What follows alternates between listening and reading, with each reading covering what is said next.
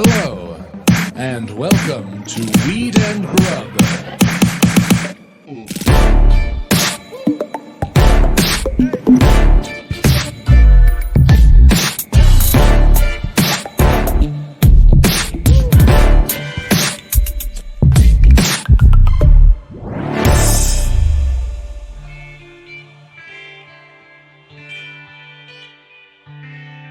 How's it going, everyone? I'm so excited about this episode.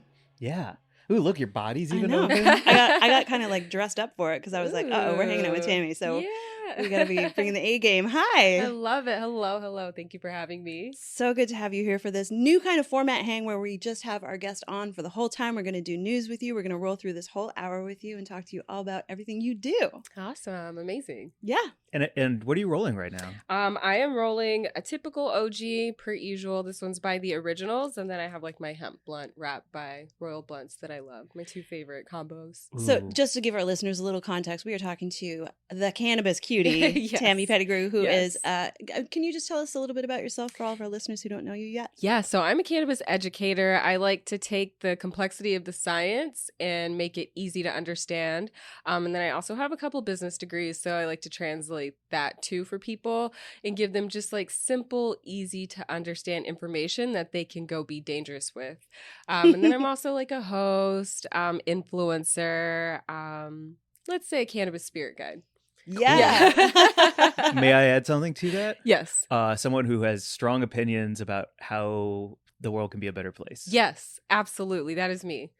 Yeah. Yes. We were talking before this and we'll get into more of it. Yeah, but like, for sure. like the questions you ask and the things that you hold people accountable Yes. for. Mad respect, yo. Yes, thank you. Yeah, after getting ripped by my own audience, I'm like, I have to do better when I work with some of these people. I need to ask the right questions because they're paying attention.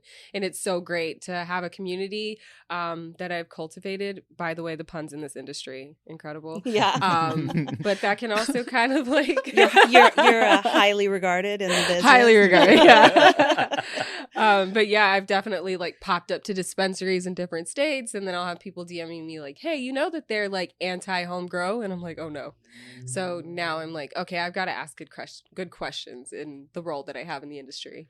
Yeah. Nice. Well, before we get into that, what up, Mary Jane? How's it going, Mike? Awesome. Welcome to Weed and Grub, everyone. This is a podcast about comedy, Cannabis, culture, cooking, calling shit out. and higher learning. Yeah, and cuties. And cuties. Yeah. I love it. Well, I would love to get started with like your origin story because when Okay. I was introduced to your work, I actually profiled you for a piece where it was like Yes. who you need to know about in the cannabis Yes. influencer scene, but That you're was so much incredible. more than that. Yes. So can you just tell us a little bit about how you got your start in the weed industry as an educator? Oh my gosh, yes.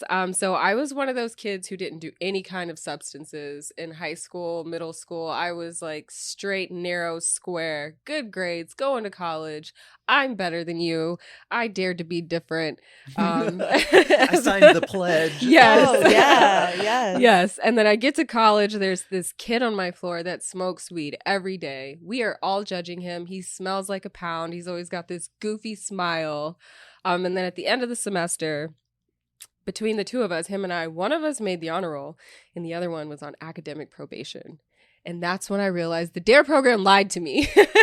He made the honor roll and I had to go home and tell my mom I got a 0.8 GPA. Ooh. Yes, a Wow. 0.8. So needless to say, I came back for second semester, finally tried the plant. Everything that I dealt with first semester, it felt like it kind of just melted away. And all the anxiety and depression, the lack of sleep, all of a sudden was kind of easier to manage. So that was kind of the beginning of I need to tell the world. And that was in 2008. And I haven't been able to shut up about it since. Are you still in touch with that kid? Yes, he's one of my best friends. Yeah. Yeah. Yeah. I'm like, hey, you had no idea what you did when that day that you finally convinced me to do it. It changed my life. And did he move Yeah. into cannabis as a career, or do you know what he's up to? So he lives in Texas, and like every state that borders Texas has legal cannabis. So he wants to, but Texas is still being Texas. Yeah. Yeah. They'll get it going. They'll get it going. And Yeah. here you, I bet he's looking at you and he's like, look at her go. Yeah, look, he's look what so I helped proud. happen. He's so proud. He comes to visit me. So yeah, we're That's still really awesome. close. Everybody we've been talking to recently, when they talk about the time that they got high and they were like, ooh, this fits into who I am, Mhm. it almost sounds like a panning for gold Mhm. kind of an example where there's just all this sand and all of this rock, and then you get high, and all of a sudden all of that sediment just drops to the bottom, and all you have is like the gold nuggets left over. Yes. I So love Yeah. that. what were you going through in college? Was it just a transition from home? Were you out of state? Like, what hit you the hardest? Okay, this is going to sound really crazy, but I went to a neighborhood that was extremely diverse, like crazy diverse. And then I went to an ag school in Stillwater, Oklahoma State, and culture shock. The only time I had seen that many white people was on TV. Like, I was like, whoa, this is different. And then I was And every not- show. Right. Every channel, every show. Right. And I was not relatable. So like the issues, I think it was like the Jenna 6 was really huge. Do you guys remember that story back in 2008? Remind us. It was a group of white kids who jumped black kids, and then the black kids jumped them back, except the black kids all got charged with attempted murder. Jesus. Yes. And it was like a Oh. race war thing. There was like a noose on the tree. So it was like This was in Oklahoma? Jenna. I forget what state. The name of the city was Jenna. And that's that semester I remember being so infuriated by it because it's like apply it equally. Like and you know, the kids there were like, do you know how dangerous a shoe is? They could have killed them when he stepped on him. And it was just like, I was in this twilight zone of I don't fit in. Nobody relates to me. I look like everybody's calling me like, you know, you're just making it up. Racism doesn't exist. Jesus. Like I was being gaslit. I hated it. I was depressed. I did not know how to survive. So I wasn't even going to class. That's how I got a 0.8. I wasn't going to class. I wasn't doing my assignments. I wasn't taking my exams. So I literally just bombed everything except my 1 hour introduction to college for the course. I got an A. Because you're there. Yeah. Yeah. It says to me so much about you that you came back for a second semester. You were like, I'm Yes. going back because I can do this. I just need to Yes. figure out a different way. Yeah, I had to figure out a different way. And I made honor roll 4 times after that. So I figured it out. But the weed was kind of the, hey, you know, this isn't that bad. You can figure it out. You can cope. You can smile and laugh even if you don't fit in. And that was just my freshman year. I picked a better hall the next go around. So yeah. That's so fantastic. Yeah. I love the idea that, you know, we try to like promote on here all the time, which is the productive cannabis consumer Yeah. is more prevalent than the non-productive. Correct. Like the stoner stereotype, the hardest working, most resilient fucking badass people that I know smoke the most weed yeah. in many cases. I feel like my stoner friends do too much. Like, I don't know any stoners who are just sitting on the couch, not doing anything with their life. Not a single one. Right. Yeah. Yeah. Yeah, especially the people who work in cannabis, like, you know, who are risking everything on a daily basis to Mhm. make their dreams come true while smoking hella weed, Yes. while being good people. Yes. It's like really inspirational. It truly is. It truly is. I think they have us confused with alcoholics. I don't know. Right. All those cokey, alcoholic, Right. crazy people. And you don't drink. I don't drink. I'm College? No, I stopped drinking during the pandemic after ordering a wine subscription, and I was like getting wasted by myself and feeling terrible. Mm. Yeah. And I was like, this is not anything I want to do. So I stopped drinking. And then when everything opened back up, I tried drinking, and it was like my stomach was hurting and an immediate like hangover an hour later, like after the drink wore off. Yeah. So I was like, I don't like this. Like, I can't do this anymore. So I Yeah. kind of quit. Yeah. Wow. Mm-hmm. Until you explained the rest of it, all I kept thinking of in my head was like, yeah, but those subscriptions, it's 6 bottles and you get 2 free and they're all pretty yeah, great. right. That's You why I know? signed up. I was like, oh, this is great. I'm not going anywhere. I can do this. Yeah. Yeah. Some are red, some are white. Yeah. Yeah, the pandemic for me was definitely like a tunnel down into alcohol for a few moments, especially because, you know, like obviously the stress of the pandemic, but then for me, it's always been the coping mechanism culturally. For like, I come from Newfoundland, which is a very Irish background, a very drinking culture. So like that's what Yeah. you turn to feel better, to feel like happy, Mhm. and it's almost never true. Correct. You know, and it definitely like there were some dark nights during the pandemic where I was like, I'm by myself, I'm hammered, and the next day I would be shaky and anxious. And for Mhm. sure, weed has like brought the most joy, and mushrooms too. We've had like some great times. Like I've found that to be the most healing, like doubled over laughing with you, Mike, when we had that whole like walk home after we had Reggie Harris on the podcast. And he was a psychedelic activist, and cool. he came on the pod and gave us mushrooms, and we walked home and laughed so hard. And then I tried to do my taxes, and that was totally meaningless. And I was like, this is what's up. This is the joy in life. This is the moment where I'm actually like understanding priorities. Oh my gosh, mushrooms making taxes hilarious. Gosh, if Right? that's not a reason to do them, I don't know what is. Yeah.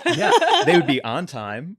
Do you know what I mean? Because like now I'm looking forward to them. Oh no, I didn't do them because Oh. of the mushrooms, because the mushrooms made them totally meaningless. I was like, I'm doesn't not going to do matter. these. I'm going to go look at my dog breathe. Yeah, that's it. What even is a number, man? Right. Shout out perfect blunt rolling skills. Oh, thank you. What? My magic wand. This is Gorgeous. J.K. Rowling, she calls non-magic folk muggles, and that's a nickname for weed. It's like, you didn't get me. I know what you're doing, J.K. Rowling. Yeah.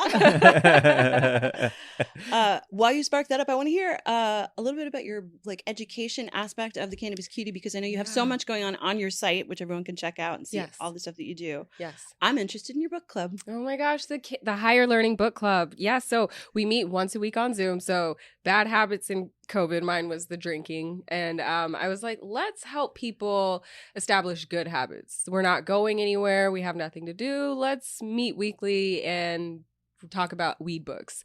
So it was just an idea that took off. And then this past Saturday, we actually had our first in real life event for our 15th book. Whoa. Yeah. And every book is about cannabis? Yes, every book is about cannabis or drugs in some form, or the war on drugs. So it's been so much fun to kind of watch people who were excited just to join a book club, and now they're advocates and lobbyists, and they've started their own organizations locally, or they're their own educator and influencer now. So it's been fun watching people come out of the weed closet.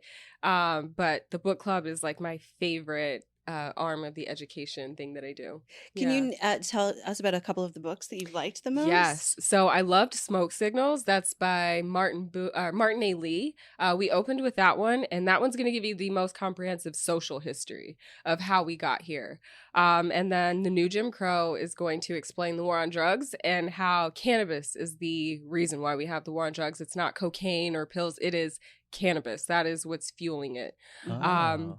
And then another one that I really loved was spirituality and cannabis, to kind of talk about like the plant as a spirit and intention setting and how to be successful using the plant. Because a lot of people smoke and then they'll go through periods of, oh my gosh, now I'm tired or I'm anxious every time I use it.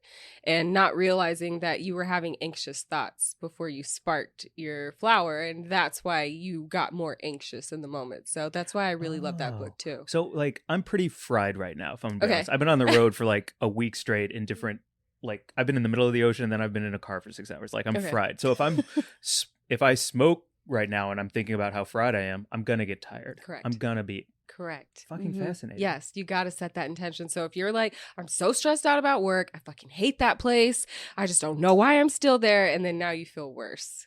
So if you can kind of allow the spirit of the plant, she feels great and she wants to help you. You just got to tell her how, or else she's just going to go in and blow up whatever it is that you're feeling. So let her know what you want to feel so she can be of assistance. I love thinking about that because I have one friend in particular who comes to mind. I'll leave her name out of it because she wouldn't want to be called out for this, but she doesn't smoke weed because whenever she gets high, she just says whatever's on her mind. She just tells the truth. And I've seen it make it super fucking awkward. I remember there was a party where we just like turned an apple into a pipe and we were passing it around and having a great time. And she started saying some crazy shit about a friend of ours who was in the room who was totally taken aback. And she was like, but no, man, for real. Like you said that thing and it wasn't cool. And she just called him out on something. And she doesn't smoke because of that. But I'm like, that's actually amazing. It unlocked your truth it's in the gonna moment. Take that mask off. You haven't. There are people who don't like to smoke because it makes them feel weird. It's like, no, actually, it's taking your mask off, and you're just not used to being your true, authentic self in front of people. So it's scary. Yeah, I definitely have conversations with friends who say it just doesn't work for them. What do you say when you talk to people who are like, it just is not for me? I mean, self-awareness is great. And if it's not for you, it's not for you. That could change. I think to some extent it's for everybody. Maybe not the getting high portion, but because your body has a system dedicated to receiving this plant, there is some kind of way that it can be incorporated into somebody's life. Yeah. What do you find is the best access point? Like those, I'm kind of hooked on those 4 books you just named because they feel like the pillars of the cannabis industry and community as a whole, like spirituality, history, business. Yeah. And then what was and community, right? Like that's all of them. Yeah. Do you find that when you're talking either to your audience or anyone else that there is one entry point that works better than anything to get people to maybe change their thinking or be a little bit like conscious of what the real world looks like? Gosh, I try to steer away from changing people's thinking. I'm the girl that if you want to know more information, that's what I'm here to do. But if you're somebody who's on the fence or you just don't believe in what I'm saying, I can't help you. I feel like trying to convince somebody something, especially in today's day and age, is impossible. So for me, if somebody comes to me and they're like, hey, my sister smokes weed every day. I think she's a total loser, but she says it helps her. Can you explain to me what the fuck she's talking about? And then when I explain it, they're like, oh my gosh, my sister got into like some really crazy stuff 10 years ago and she might have PTSD. And now that you're explaining this, maybe she actually is medicating. I feel terrible. I've judged her for so long. So I'm there for those people. But if you're somebody who's like that wacky tobacco, like I honestly like, sorry, I can't help you. Yeah. Way to take that pressure off yourself as well, right? Like, Yeah. Please. Oh, I was just going to ask about so you kind of have a long view of the cannabis industry as like if you started out really with your work in like 2008, 2009 around there, right? So do you have strong opinions about the current state of legalization? Do you sort of what are your feelings? My feelings are, and I can't believe I'm saying this even from January of this year to now, but I'm anti-legalization. Yeah. So interested to hear more about this because my views have changed this year as well based on some research that I did for an article that I wrote. So I'm really interested to hear more about that from you. I am totally anti-legalization. They're not preserving the industry. They're just trying to figure out another way to make money off of the people. And it's frustrating. And if they legalize it, we will completely lose control. And the legislation that will go into effect will be so stupid. Like I see states charging taxing you based on THC percentage. Like basically we're going to tax you because these strawberries are more red than the others is what they're saying. Like these are people who don't understand the legislation and they're still going to figure out a way how to keep their prisons full. So I'm anti-legalization because I see what they're doing. They're going to pull a fast one on us and I just don't like it. I don't feel like they're taking care of the legacy market that brought us to where we're at today. They're in one state, they lifted the threshold for mold so that they could sell their cannabis. Like, so basically you don't know what you're doing. And instead of trying to figure it out or hire somebody who's been doing this for 30 years, you'd rather just raise the threshold for mold so that you can sell your product. That to me is like, we cannot legalize this because bad actors like that. You mean to tell me a cancer patient has a higher risk now because you can't figure it out and the bureaucrats are like, yeah, Timmy, if you can't figure it out, we'll just change the starting line. Right. Like, no. We'll just stop testing the water before we put it into the pipes for those kids in Flint. We'll just stop testing it. It'll be fine. Yeah. And even with Flint, they allowed the water to be switched for the GM plants because it was rusting. It was rusting the car parts. We can't have that, but go poison the people. So yeah, what they do with everything, they're going to do it to cannabis. So I don't want it legalized anymore. Do you see anywhere in the country where you have a little bit of faith in the program? Because I'm hearing a lot of people talk about New York as this sort of like hopeful new gold standard to some degree. New York has the opportunity to get it right. Yeah. You've got to watch everybody else fumble and mess up, especially California. We are the do opposite of what we did, please. Yeah. So New York has the opportunity to get it right and be the new mecca of weed in the world. They have the most consumers. Mm-hmm. So I'm excited about New York, and the advocates and the people on the ground have done their job to make sure that they're holding their government accountable. So yeah, I'm excited for New York. Cool. Yeah. That's awesome. We went to New York a few months ago and just smoked a joint, like walking across the Williamsburg Bridge, and it just felt so good and right. I was like, I'm excited for New York to benefit without people going to prison anymore for that. Yeah. Awesome. Which plan. I wanted to kind of go back to because you said it and I was like, I don't want to interrupt anyone, but I would like to talk about like when the idea of federal legalization also meaning all of these people hopefully get out of prison just means that they're going to be moving those prison sentences somewhere else. Is that kind of what you're inferring? Yeah, they'll still figure out. So it'll go down to possession. So you could be somebody who has 100 seizures a day and cannabis stops them, but they'll still say you're only allowed to have 28 grams per month. But if you need 14 in a week, then obviously you're going to have to break the law for your health. And then that's a good reason to put you in prison. Or they'll make some crazy laws. If, pregnant women. Right. You know how many pregnant women are going to be going to jail for their cannabis use? That's going to be next. That is coming. Absolutely coming. And I've seen in a couple of states, and I believe there was a bill introduced here in California fairly recently where they were trying to stamp out the illicit market, the legacy market. They're trying to crush it out of existence by refelonizing like possession over a certain amount if you don't have a commercial license.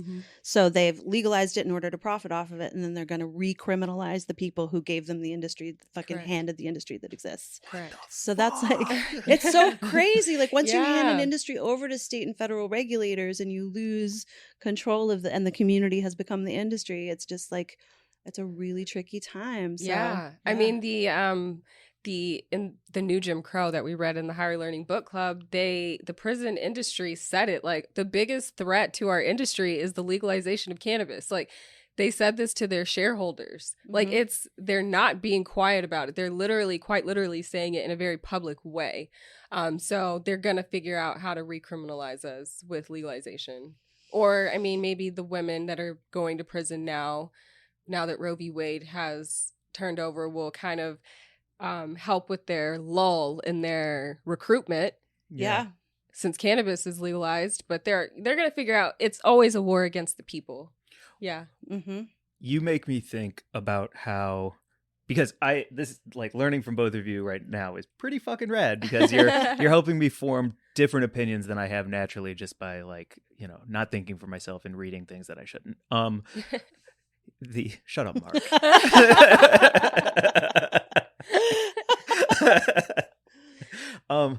But what you're doing for me right now is giving me a different form of education, and an almost more valuable form of education when it comes to this plant. Because if we're not talking about making things go legal, and that's why we're educating people so that they can like go buy legal weed at a dispensary, and like then what are we really educating for? And you're saying it's almost like a little more holistic education than that, with some like facts on top of it. Is that yeah, for sure. Okay, cool. I mean, I feel just even like listening to you talk about like the endocannabinoid system and the receptors in your body that are actually primed to receive this plant. Like that's education at a level that it certainly isn't happening in the legal cannabis industry. No. It's not like dispensaries are out there telling people about like how your body actually works with weed. So that's like, how did you get into that aspect of it and that physical? Were you an athlete? Were you? Yeah, definitely an athlete. I was married to an athlete, a professional athlete. And that was kind of the beginning of me seeing cannabis as wellness. But just like think about it, like doctors are not allowed to participate in the industry. So people are getting medical advice from bud tenders. And bud tenders are not getting proper advice either. They literally are the lowest paid players in the game. So that's where I was like, okay, somebody has to give information, because they're going to ask you indica or sativa or show you THC percentages. And, that's because these companies don't know how to market these products because they don't understand them. But being an athlete is a big part of, I think, why cannabis was so heavy in my life. Wait, will you name the sport that your ex played? Football. And what did you grow up playing? I grew up running track, playing basketball, and tennis. Ooh, long distance or volleyball speedy? as well. Distance, yeah. Oh, what? I was like, long distance tennis. 100-yard court. Never heard of it. The tennis ball is filled with helium. So when you started consuming cannabis, how did you figure out what you liked and what worked for you? Do you have a specific kind of weed that like works best with your body? Do you like all cannabis? Oh, no, I do not like all cannabis. Oh, okay, let's hear it. If you hand me anything that smells like oranges, I will not touch it. I will not. If you give me your homegrown, it's oranges. Thank you, but no, thank you. So what kind of strain would that be? Like any of the like gelatos? Or no, the gelato is more of sweet, but like a tangy or anything that says like clementine, that's something I don't want. But I get really anxious, and my heart speeds up, or I just kind of like pass out. Like it's not a fun feeling at all. But if it's like an OG, if it smells like gas, I'm happy, I'm focused, I'm creative. So I like an OG. So you like all the cushes. Yeah, for the most part. And Uh-huh. some gelatos, yeah, Okay. as well. Yeah. Ooh. How long did it take you to figure that out? Like, did you have access to weed where you could figure that out early on, or did it like? No, I figured that out here in California. Yeah. Yeah. And I figured it out through journaling. Mm-hmm. I would consume a plant, write down how it made me feel. And that's when I figured out that oranges were not for me. Sweet smelling cannabis puts me to sleep. Yeah. Do you mind? Yeah. Yes. You are the second person I've ever met who actually journaled. I've heard everyone say you should journal. Journaling is a great way to get to know the plant. And I've talked mad shit, and I'll go on record as talking mad shit about journaling because I'm like, nobody's gonna actually sit down to write out things about anything. Yeah. Props to you for fucking completely going against all the shit talking I was doing, Yes. and that it works. It works. You have to become your own doctor. Literally, like when you go to your doctor, they're asking you questions. They're journaling how you feel before. How do you feel now that you've been taking the medicine for a month? And let's adjust. You can be your own doctor. Mm-hmm. They don't understand this. You understand it just as good as your doctor does, if not better if you've been using it. So writing it down kind of helps make it make sense. Was that something that you came upon on your own, or did you like find a journal that was already? Because I know Gold Leaf has a really good. Gold Leaf was kind of how I got started. Cool. Yeah. Shout out Yeah. Gold Leaf. Those guys are awesome. They make a bunch of like terp charts, Mhm. and they have the grow journal, Yes. and they have the tasting journal. They have a sexual intimacy journal. Yeah. They're awesome. For cannabis, yes. I had the same experience with learning what worked for me by moving to California, because I was in New York for a really long time before I came out here, and I came out here in 2016. So I'd Mhm. never lived in a market where there was legal cannabis, and to get like that, first off, like lab tested, you Mhm. know, and like figure out. It wasn't so much a terpene journey for me. For me, what really I figured out was edibles, Okay. my edibles intake, and like what gram percentage worked for me. And I was like, Yeah. oh, I feel weird with 50. Yeah. I feel awesome at 25. Mhm. And I take 2 before work. Okay, You know? nice, yeah. And I'd never had that opportunity with Mhm. homemade edibles before. And Yeah. that was such a nice experience to like dial in my own I agree. consumption. You I know, and now like agree. we've got like, I mean, shout out TSUMo Snacks. It's so awesome. They've got like these 100 milligram bags now. And it's Oh, just wow. so Yeah. fantastic, because you just like, I ate 5 before this app. I feel awesome. yeah. 5 of the chips? 5 chips. Yep. Okay, nice. No, not 5 bags. I was mean, like, we got never know Tammy with on. cannabis consumers. It's true. I remember listening to Snoop talk to Alana and Abby from Broad City. Snoop Dogg Mhm. had them on his show one time, and like one of them tried to give him a cookie, and he was like, "No, I don't fuck with edibles." And I was like, "Holy shit, Yeah. that's crazy!" But they Mhm. just don't work for Snoop. And then I have a friend Caesar who can eat 1,000 and like clean his bathroom. Yeah. Yeah. How does that work? You know, it's all about how your body metabolizes things. It Yeah. really comes down to that. Some people don't feel edibles. It has to have something to do with the fact that their body metabolizes it slow, or it's just not metabolizing at all. It's just kind of passing through you. I don't know the science completely on that one, and it's not really a question that has been answered by science because Right. it's federally illegal. So, yeah, that's been a very curious one, how somebody can eat 500 milligrams and nothing happens. But I do know friends that can, former football players, they can eat 500 milligrams because they're in a lot of pain. So they're not intoxicated. They're literally just dulling the pain that they feel. And meanwhile, my friend Sharon, I watched her have a meltdown on 5 milligrams, and it Oh, wasn't wow. a joke. It was no joke. Like she Mhm. felt so weird Mm-hmm. that she was like, I can't, I don't know what to do. I can't remember. I think we just went on a really long walk, and eventually she was fine. But yeah, it's so wild. That actually would tie into our news story this week. If we can get Oh. it to the news at 30 minutes. What are we, pros? Whoa, what are we? What is Come this? on. Pros? Look at Yes, that. we are. Pros. Also, shout out to Sumo Snacks. Yeah, for I'm gonna crack open. What do we want to try? Classic cheese, fiery hot. Oh, no, not the fiery hot. Okay, I I'm will going cry. classic. Crack in the classic. So these, the 100 milligram bags are new. They had the 10 milligram bags that we were huge fans of, just like, snack size, throw it in your lunchbox. Mhm. And now they've got the 100 milligram bags, which are perfect for, just you or share with a Party. friend. Yeah. Ooh, a party, a Super Bowl party? Oh, you get some Sumo Snacks on that Super Bowl? Yeah. Pour some fucking queso on these babies. Oh my Yeah. gosh. Dang, a Yes. gift box? Wait, how's the spread of the cheese on these? It's perfect. These are like Do you know what I mean? Like cheese to crunch Yes, ratio? yes. cheese to So crunch ratio. important. So important. I mean, I don't know. That's why it's hard to knock off Cheetos because Yep. it's hard to get that ratio just right. They're doing it 100%. Yeah. perfectly. Like, do you prefer a puff or like the ones that look like caveman clubs? Oh, I like them both, but puffs are. Oh my Mhm. gosh, We got Keep this them in the texture, cheek. yeah. Crunchy babies here, and TSUMo, if you're listening, can I please come into your R&D facility because you guys are doing it right. That must be a good day over there. Yeah. Yeah. Ooh, all right. Check them out. Yep. SumoSnacks.com. You'll get a So- free sample. Hell yeah. Also, shout out to the fuzziness you get on the cheek when you eat Cheeto Puffs. Yes. It feels like shag carpet up in there. Yes. Oh my gosh, they're so fun. They're just right over Yes. here for anyone who wants to grab a handful. All right. So our news this week is from marijuanamoment.net. Check them out. Really good stories. And this one is NBA Players Union partners with former NBA star Al Harrington on a CBD line that will be sold by Amazon and Walmart. How do we feel about Wow. this? Well, exactly. I thought this would be a good one to talk about with educated people that maybe I can learn something from, because I have 6 differing opinions Mhm. that all go against each other, unfortunately. Can Okay. you, And can you that's a read a little bummer. bit into the story Yep. before we chat about it? The NBA Players Union announced a new partnership to sell CBD products on Walmart and Amazon. This is not the NBA, to clarify. The NBA is not doing this. Mhm. It's the NBA Players Union. Okay. And as we all know, I mean, Al's been on the pod, and he transitioned. I mean, he has a great story about his grandma. Anyway, Yeah.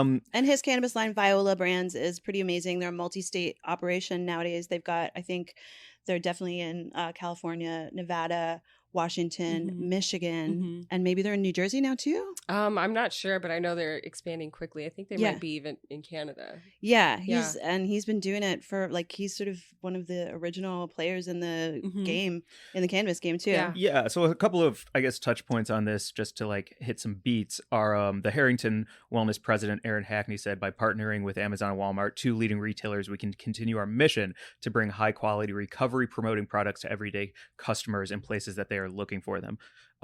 Next, I will say that Alice has recently sat down with Senate Majority Leader Chuck Schumer to Yeah. talk about congressional efforts to end federal prohibition, even though we just talked about the opposite of that. And also this calls out, clemency and all of those things. So that's basically the gist of it. I'm not going to say their name. They're not a sponsor, and I don't know if it's a good product yet. So I'm not going to say the name of the product. I think there are great and negative aspects to this story. Yeah. What do you think? Yeah, definitely some pros and cons. I think the cons being Amazon and Walmart. Yeah. I mean, access is an issue. We do want people to have access to good cannabis or good CBD. But, Amazon has this habit of swallowing up industries and making them theirs. And they kind of operate as their own de facto government. So Amazon getting into weed kind of scares me a little bit. And, so there's that. But watching Al spread the cannabis gospel even more makes me really happy. And if there is going to be a beneficiary, you would love to see it be somebody who is in it for the right reasons. Yeah. Yeah. Like he's dedicated to giving back to his community through his programs with Viola Brands. Like I know he does some work with Root and Rebound, which are a cannabis advocacy group out of NorCal, dedicated to getting people out of prison. Like he's I mean, we need It's cool. leaders. We need Yeah. leaders no matter what. So Yeah, who are and- those leaders going to be and why? And when we had Al on the podcast, you asked him if he was going to run for office, and he said yes. Yeah. So, Ooh, okay. Yeah. that would be pretty cool to see that happen. Yeah. Ooh, that would be. Oh, I want to pull that clip now for when it happens. He's like, yeah, I'm going to be president. We were like, it seems like that's Amazing. true. But the first thing you made me think of in talking about the problem with Amazon and Walmart, my first solution based thought was, oh well, we just need a website to give mom and pop places access in their areas. And then I thought of Leafly, and I was like, oh, that's kind of what Leafly is. And then I Yeah. thought about how Leafly got fucking squashed, I thought, for putting illicit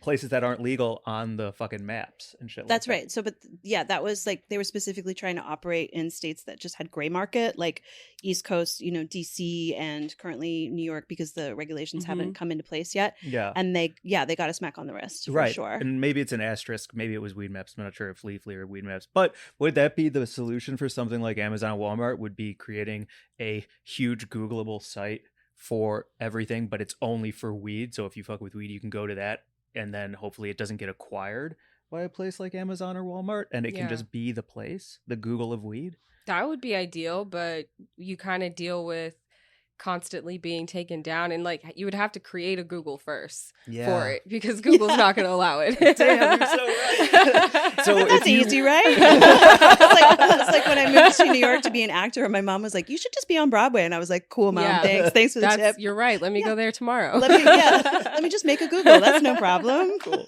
So you heard it here first. Yo, if you have access to creating a Google, hit us up. Yeah. It would be pretty neat to have a cannabis clearinghouse. And I will say, I recently spoke with someone who is working on legislation that would sort of, I can't say too much about it because they haven't actually announced it yet, but there is stuff in the works like that. There is stuff in the works to protect small businesses if federal legalization does happen, specifically through direct marketing. Direct to consumer marketing, I think, would be a huge piece of preserving small businesses in markets where they just don't have the interstate commerce or access of a place like an Amazon or a Walmart, so like that's super important to preserve. I think home grow, number one, to preserve under if it does go federally legal, or when it does, access to home grow and access to direct to consumer marketing. So we don't need to go through like the gatekeepers of big tech or whoever. Well, not at least at first, right? Like it's inevitable. It's going to be what it is, and there's no stopping technology. There's no stopping weed, though. There's no stopping weed. They've never been able to do it. Preach. I feel like this planet would take us out before it allows us to take the cannabis plant out. Like seriously, I think the planet knows, like, I need this. So don't you dare. Mm-hmm. Yeah, it's literally they've never been able to eradicate it. Yep. Yeah. Damn, that's so dope. And the way now too, I feel like I'm so I'm given hope, in the face of everything that we're all facing right now, especially with, just the crazy geopolitical situation and the terrible climate change that the whole planet is experiencing. The idea of hemp being the future, the remedial plant that can save soil, be a sustainable building block for so many things, like physical, like hempcrete, and also just like a building block for economies and societies. It's just, it does give me hope on my real dark days where I'm like, oh, we're all fucked. And you're like, well, but no, it can come back. It'll be full circle. That's what the founding of this nation was on. Right. Yeah. So hopefully we come back to it. We go back to our roots, not all of our roots. Not all of them. Those roots. But if you support the roots, or what is it? If you like grass, support the roots. Yep. Yeah, that was stoned musings on here one day. I like that. If you like grass, support the roots. The other part of this article that I was hoping to touch on is the idea of CBD being this like new entry point for scientific results that hopefully lead towards more good science when it comes to weed. That's what I think of. Like when you were talking about how like it should stay federally illegal. In the back of my head, I was like, yeah, but science, like, can we make it science legal? Is that fair? Right. Like, the research. Can you do research legality? And so, that would be a cool bill to pass. That would be like scientific bill. But how do you feel about like CBD hitting the shelves before anything? Like, is CBD legit? How I guess is a good question. I guess you get asked that a lot, right? Yeah. But let's be real. What about man? CBD? CBD is legit, but the issue that you run into is you have such a diverse set of molecules and compounds in the plant, and you're just singling out one. You're like, this is the superior one. And it makes absolutely no sense. They're all cannabinoids. Like, why do we need to put a hyper focus on which one is better and this one is evil? It's like we do this with people too. Stop it.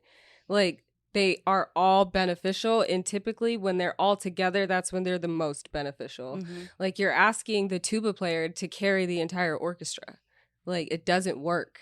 So a tuba player carrying the orchestra is such a great metaphor for that. I love that. I mean, allow it to just be. And that's the frustration that I have with like all these. Like, I got invited to a celebrity CBD virtual event during the pandemic. That's the most 2022 thing I've ever heard. Yeah, it was. So I went, they sent like a little care package, come watch the Zoom. And it was such a THC bashing that I just logged off. Yeah. I was like, this whole idea that intoxication is evil really makes no sense when you think about the fact that nature produces lots of intoxicating products. And it's not just humans that desire it, it's birds. Like, birds will eat up some old fruit because it has alcohol. Like, they're doing it too, like pufferfish in the ocean. So drunk elephants are just YouTube that shit if you haven't seen it. It's amazing.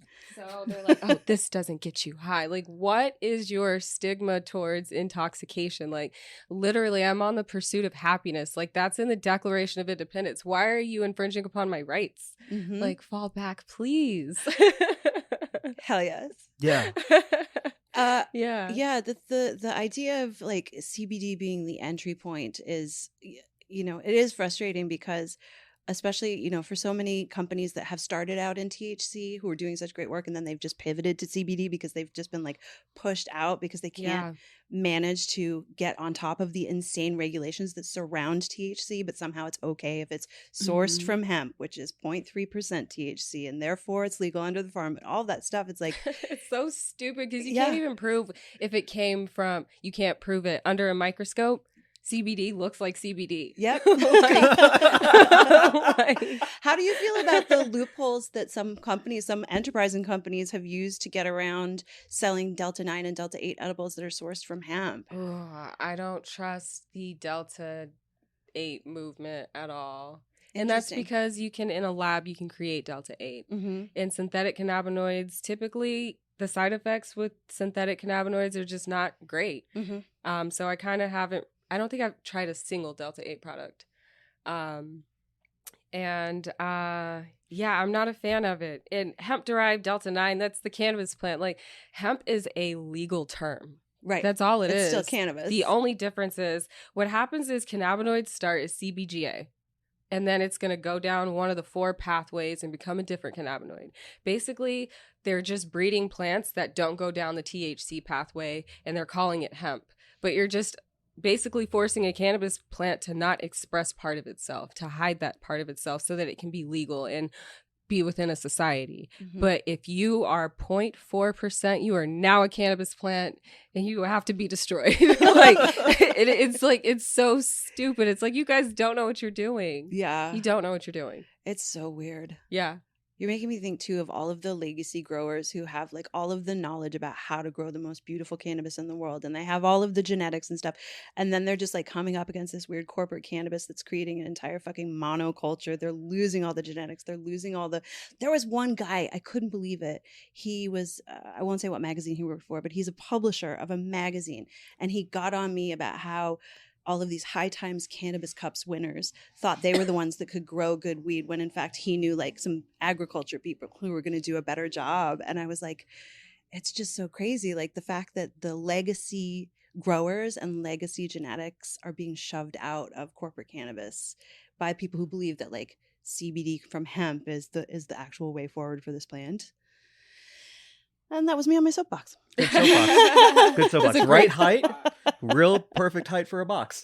That was amazing. Yeah, great soapbox. I agree with you. Yeah. We talked to Chef Roy Choi about it because Roy Choi was talking about the loss of genetics in the food world and how he sees that relating to weed. And he was like, it's already happened in food. It's just around the corner in weed. If we let the wrong people get their grubby little Wall Street paws on it. The wrong people have their grubby paws on it. That's why we have to just support the right ones, the legacy growers, so that they don't have to be put in a position where they have to hand it over because they're just trying to survive. Who do you fuck with?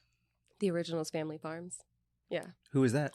They're out in South Central, so they have a store and it's vertically integrated, and they've had their genetics since the 90s. So, ooh, yeah. Cool. Yeah. Do you go out there to? Oh, yes. Yeah, you like hang out. I go out there for my flower. Yeah, I go all the way to South Central. Yeah. Nice.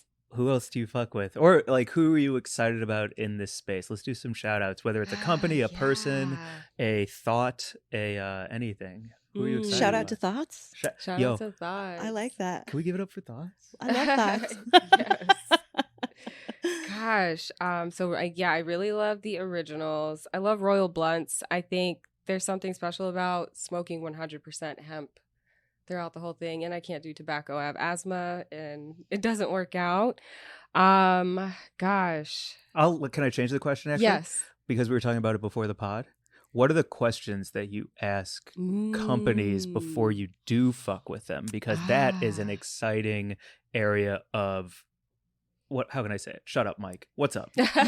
Gosh, so no, you see these companies, they look great. You meet representatives. You're like, oh yeah, I'll come visit your dispensary.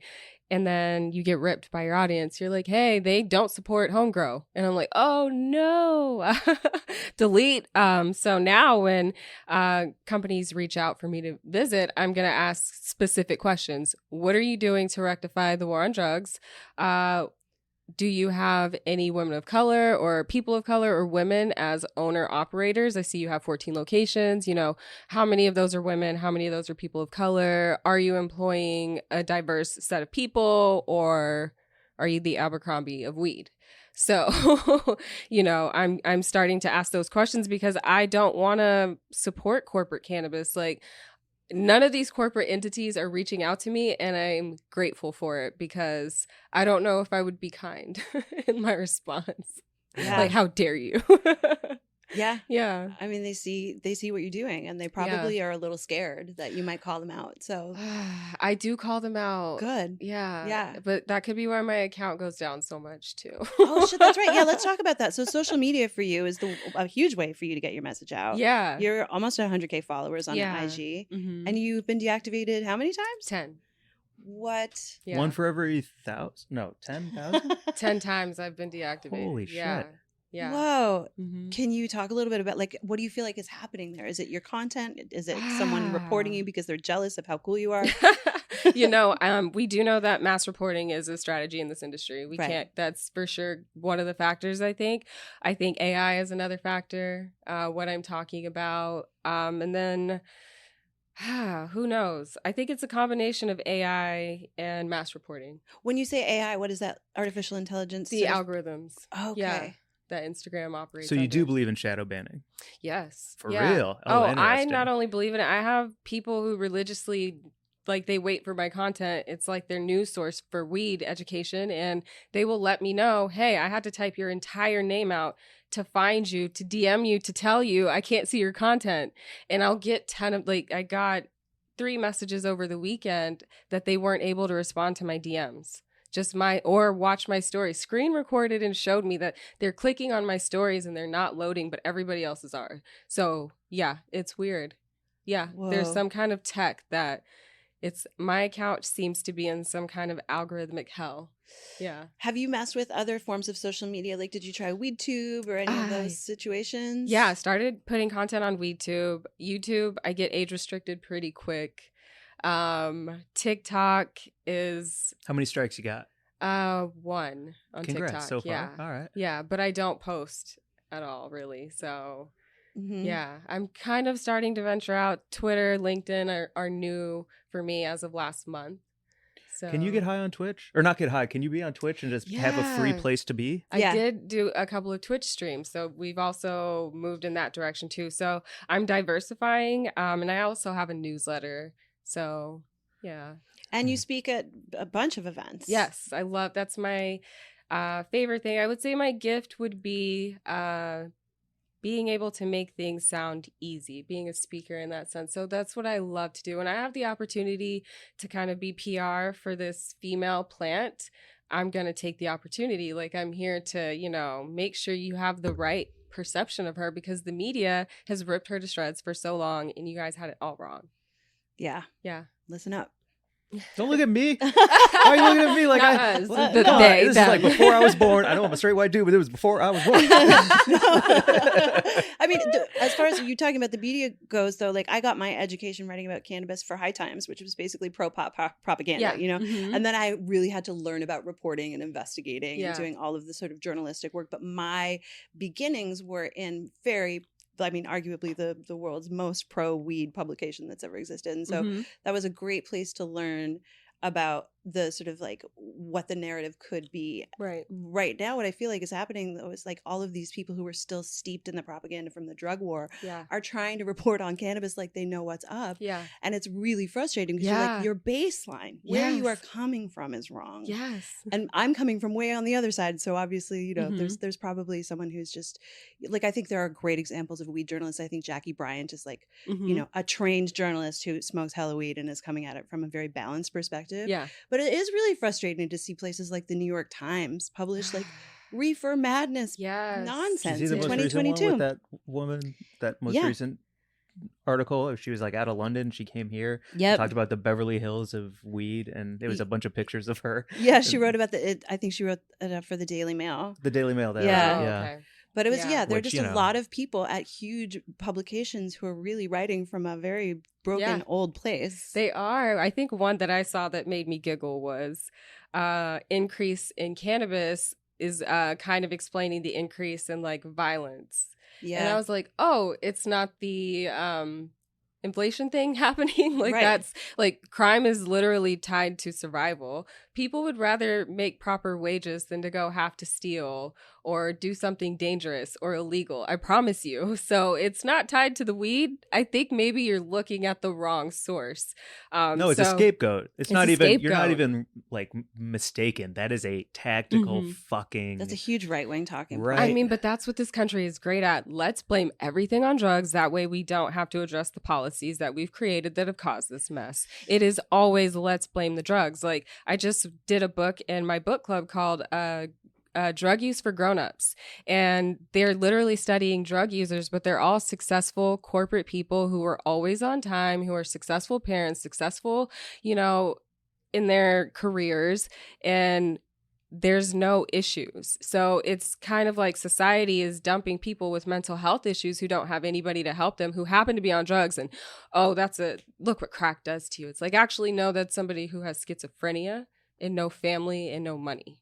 That's what we see. So I've learned so much about drug use, and I still don't want to go do crack or meth, but I have such a different perspective. The majority of crack users are middle-class Americans who are successful. Is the book that you're talking about by Dr. Carl Hart? Yes. Yeah. Such a fascinating way to think about responsible drug use of any of the substances that you're mentioning, like not discriminating against any of them. Right. So drug users are typically pretty responsible. Cocaine, heroin, meth. And then society has this idea, which is hilarious. It's like, oh, their neighborhoods are like that because of the drugs. But it's like, you have pills in your bathroom. Right. You also do drugs. How are you separate from that? Yeah. Like that's kind of the part that the trickery that they know all of their girlfriends are popping pills and drinking alcohol, but there's none of that happening in your neighborhood. Like, and honestly, if we want to really fight the war on drugs, it's at private schools. Take the drug dogs there. You will arrest 90% of the kids there. Like, stop going to the poor kid's neighborhood. Like, why is a kid who's selling pills to go on spring break and a kid who's selling weed to help his mom pay different? Why are they punished differently? This was a point made in the war on drugs. Why are they punished differently? One is literally doing it out of survival, and the other one is just doing it because his parents won't fund his fucking trip. Like, why are they penalized differently? You just made me picture like a woman, like a 50-year-old white woman swilling her fucking Chardonnay and popping a benzo and being like, oh, those druggies. Yes. Like, yo. Yes. Like if I was a lawyer, I would, and it was a private school kid that I was defending, I'd be like, Your Honor, he has 3 bathrooms in his house. Yeah.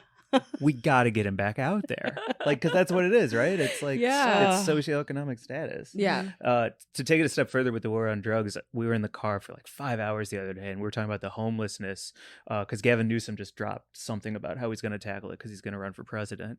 And it came down to, for us, without having any solution for the problem of homelessness, raising the minimum wage to like a livable wage would allow everybody across the board to like jump up a couple fucking levels, no matter what, whether it was homeless and now I can afford like a life and a nice TV, like whatever it is. Like there's great ways that we can like even the playing field. Yeah. And tax the rich to pay for social programs. There you go. Fuck yeah. Jesus. Come on, people. Yeah. They're not directly benefiting from that. So yeah, no. Damn it. I need to touch on one more thing before we get to Buds of the Week. Okay. Because I've been on tour and it's been very cool, and I've gotten a lot of delicious, great weed, homegrown, like all kinds of great stuff. But the one thing that everyone kept sharing with me, that kind of was like, I'm just gonna say thank you for this, was the THC percentage flex, and it was like, ooh, this is this and this is that, and I've heard you bring it up a couple of times on here, how it is a little bit of a thorn in the side of the cannabis lady. So can you talk a bit about that? Gosh, THC percentage is cool. Like, that's amazing. Phenomenal. But at a certain point, you kind of hit it doesn't matter anymore. What really is going to make it matter is that smell.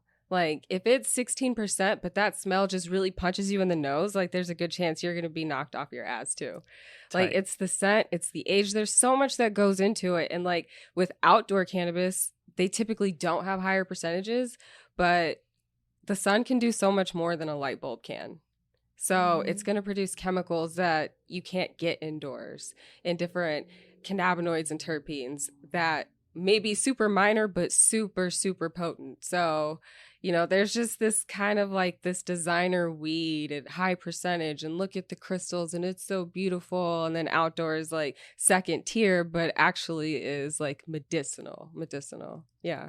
That was another thing that I found out when I moved to California, because I've been smoking like sour diesel in New York and like feeling like really punched in the face by it. It was awesome. But then when I got to California and I smoked some like sun-grown, you know, CBD rich weed, and I was like, oh, all day. Yeah. Like I feel calm. I feel like held in the palm of the universe's hand and kissed on the forehead by it. It was just like so nice. Like that's such an important reason to have access to like all of the different grow techniques and genetics to be able to figure out like what tastes good to you. You got to figure it, just like a liquor store. You're not going, give me the highest percentage. Give me that Everclear. Like nobody wants Everclear. Why? And that's another thing. Like I know people don't, like we don't necessarily want to like do the wine and alcohol comparison, but I think when it comes to like the outdoor sun grown, like you can't find a biodynamic Pinot Noir that was grown in a warehouse. Like, right. Well said. You know, it's, Oh, that does bother me though. I still hate the comparison. Weed and alcohol. Yeah. Drives me crazy. What are we doing? But that's just, you know, I mean, a way to get your message out. It's why it's one legal drug. Like you have one legal drug. Like why not the rest? Regulate them all. People would probably live. Like overdoses actually aren't happening because opioids are bad.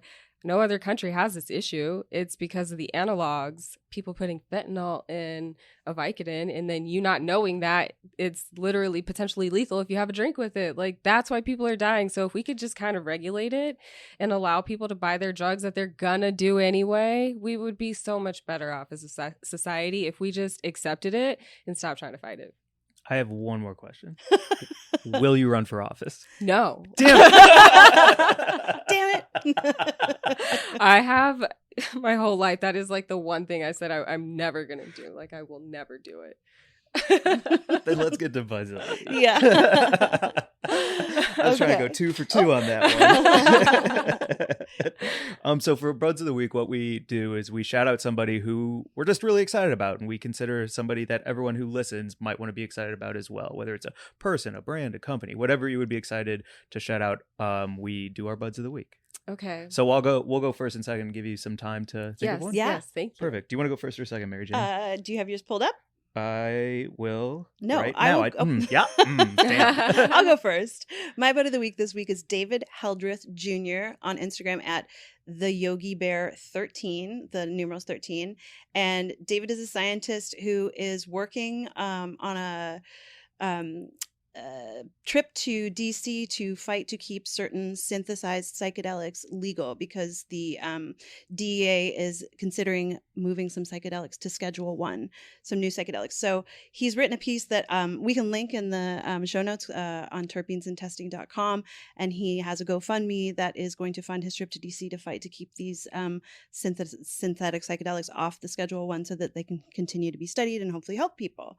And he is also the CEO of Panacea Plant Sciences, which is a biotech that's focused on cannabis and psychedelic research. He just sounds like a cool person. I just learned about that GoFundMe and article. Damn. Pretty neat. Good bud of the week. Yeah. My bud of the week this week is Catherine McCafferty. Catherine is with a C, and then there's an underscore, and then it's McCaff. McCaff. And Catherine and I, she's a comedian. We met, or maybe it's they. Catherine and I met in Vail doing the Vail Comedy Festival. Great comedian, super risky, bold, entertaining, and also does a really great clowning character named Bruised Peaches, and just did a show in New York as Bruised Peaches, and then showed bruises all over her legs and knees from like going hard on the stage. Every time we hung out and chatted in Vail, she was on Catherine and I were on mushrooms, also smoking a bunch of weed, and just somebody who like goes hard, makes great art, and like tries to live as free as possible. So that's my bud of the week. Love it. Dope. Who's All your right. bud, Tammy? Okay, I think my bud of the week is going to be Roger Coleman. He is known as the Ganja Guru or Ganja Guru 2 on Instagram. He has really great cannabis content, and it's refreshing to see a male who's making like cannabis content that's like wholesome. He's also a hemp farmer in Alabama. So he flies back and forth doing that. And he helped really so greatly for like the book club event we had on Saturday. He flew back into town for it. So just want to give him a shout out. He's really advocating for the plant and is actually participating in like the hemp wave and being a supplier in a black farm in Alabama. So yeah, I love him and everything that he does. Yeah. We just met recently. We were down at the THC design party and we were hanging out, and Roger was telling us a little bit about that it's like a family hemp farm. It's like fascinating. He's such a nice dude. Yeah. Wait, did they have the shells? Yeah. Yes. Fucking coolest person. Yes. He's so you can feel him from Yeah. across the room. He like radiates a good vibe. Exactly. Nice. Exactly. Yeah. Awesome. Cool. And what about you? Yeah. Where's everyone finding you these days? So you can find me on Instagram at the Cannabis Cutie or the Cannabis Cutie Backup. Damn it. Yeah. And then I have a website, thecannabiscutie.com, with tons of resources, ebooks, courses. I'm on YouTube a little bit. I'm getting on Twitter, LinkedIn, Twitch. So you can kind of find me everywhere. But main space is the Cannabis Cutie with the word "the" in front of it on Instagram. Yeah. Awesome. Yeah. Thank you so much. This is like so nice. We've all been kind of swirling around together here at Top Tree Yes. Studios and like in each other's orbits a little bit. And I've just Yes. been really looking forward to like hanging with you and hearing more about you. So this It's has been been awesome. so much fun talking Thank with you you. both. Yeah. Yeah, same. Please come back I will. because I would love to like be a counterpoint for some things that I agree with, but it'd be more interesting to take the other side. Yes, it would. You know Let's what I do mean? it. Yeah. Okay, cool. That would be awesome. Yeah. And you can find us at Weed and Grub on Instagram. WG@weedandgrub.com is our email. Slide into our DMs, leave a review, leave 5 stars. It's on Spotify, YouTube, Apple, Everywhere you get your everywhere. pods. Yeah, wherever you get your hot pod. Shout out to producer Mark. Shout out to Top Tree Studios. Yeah. For real, thank you. Yeah, thank you. you. Please come back. I will. Awesome. Yeah, for sure. Bye, everyone. Bye. Bye.